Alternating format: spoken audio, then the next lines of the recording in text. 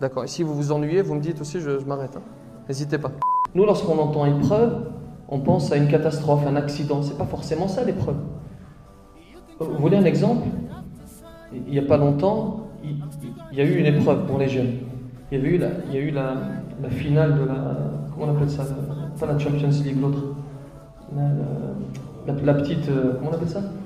L'Europa League, voilà. Ah, vous êtes calés. L'Europa League entre l'OM et je ne sais plus qui. Ça, c'est une épreuve.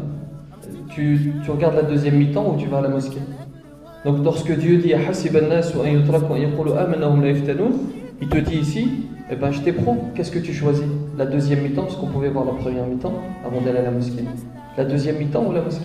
C'est ça en réalité. Assalamu alaikum, alaikum, yeah. Assalamu alaikum. Mettre Dieu au centre de sa vie, c'est se détacher du matériel. C'est prendre de la distance avec l'avoir, se concentrer plus sur l'être et se détacher de l'avoir. Vous avez un conte que l'on raconte, on dit qu'un homme sage est passé un jour dans un village et vous avez un homme qui vient interpeller ce sage et qui lui dit « La pierre, donne-moi la pierre !» Ce sage dit « De quoi parles-tu » Il dit « La pierre, j'ai fait un rêve cette nuit et dans ce rêve, un homme m'a dit « Demain, un sage passera par ton village, va le voir, interpelle-le et demande-lui la pierre. S'il te donne la pierre, tu seras le plus riche. » Et vous savez ce que l'homme fait, le sage? Il dit « Ah, la pierre !» Il met la main dans sa poche, il sort effectivement une pierre précieuse. Il dit « Ah, c'est cette pierre-là dont tu parles ?» « Oui. » Alors prends-la. Il prend cette pierre et il est interloqué tout de même.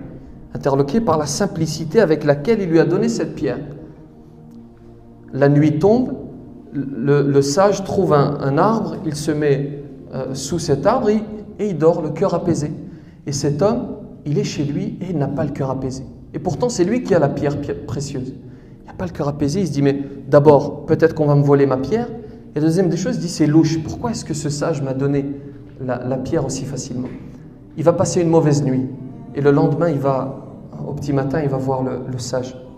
Et il lui dit, voilà, prends ta pierre. Prends ta pierre et donne-moi autre chose. Explique-moi comment est-ce que l'on peut donner une pierre précieuse comme celle-ci et dormir le cœur apaisé. Voyez?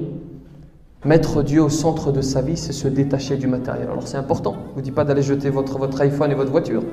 Mais il s'agit de prendre de la distance. Le plus important, ce n'est pas le matériel. Assalamu alaikum, alaikum, yeah. Assalamu